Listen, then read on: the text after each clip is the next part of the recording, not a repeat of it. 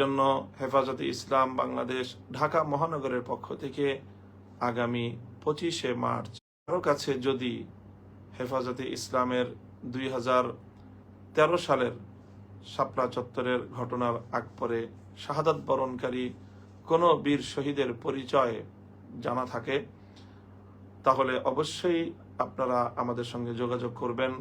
আমি এই লাইভ বক্তব্যের সঙ্গে আমি 2টি ফোন নম্বর যুক্ত করে দেব, সেই ফোন নম্বরগুলোতে আপনারা আমাদেরকে তথ্য দিতে পারেন, অথবা হেফাজতে ইসলাম বাংলাদেশের যে কোনো জেলা অথবা কেন্দ্রীয় দায়িত্বশীলের মাধ্যমেও আমাদের কাছে আপনারা তথ্যগুলো প্রেরণ করতে পারেন।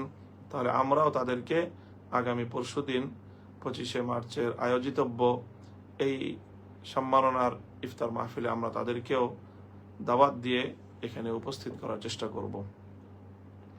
2013 সালের শাপলা চত্বরের পাশাপাশি 2021 সালের বাংলাদেশের স্বাধীনতার সুবর্ণ জয়ন্তী উদযাপনকালে ভারতের বিতর্কিত মুসলিম হত্যাকারী বিতর্কিত ভারতের প্রধানমন্ত্রী নরেন্দ্র মোদীকে আমন্ত্রণ জানানোর প্রতিবাদে শান্তিপ্রিয় যেই বিক্ষোভ 2021 সালে হেফাজতে ইসলামের পক্ষ থেকে পালিত হয়েছিল, সেই বিক্ষোভেও স্বৈরাচারী সরকার, খুনি সরকার পাখির মতো গুলি করে হেফাজতে ইসলামের অনেক নেতাকর্মীকে হত্যা করেছে।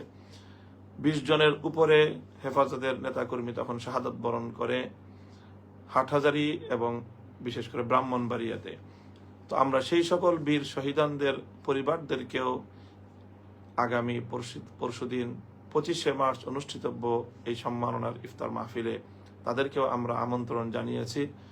সেই বিষয়েও যদি কারো কাছে অতিরিক্ত কোনো তথ্য বা সংবাদ থেকে থাকে, আমি হেফাজতে ইসলাম বাংলাদেশের স্থানীয় যে কোনো দায়িত্বশীলের মাধ্যমে কেন্দ্রীয় সংগঠনের কাছে সেই তথ্য পাঠানোর জন্য সকলের কাছে বিনীত অনুরোধ করছি এবং আহ্বান জানাচ্ছি।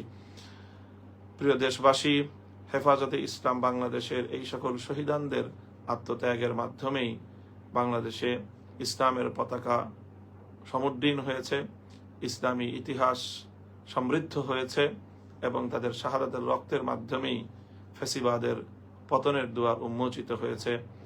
আমাদের সকল শহীদানদের প্রতি আমাদের বিনম্র শ্রদ্ধা, ভালোবাসা এবং তাদের রেখে যাওয়া আদর্শের প্রতি আমাদের অবিচল আস্থা এবং অনুসরণের দৃঢ় প্রতিজ্ঞা আমরা ব্যক্ত করছি।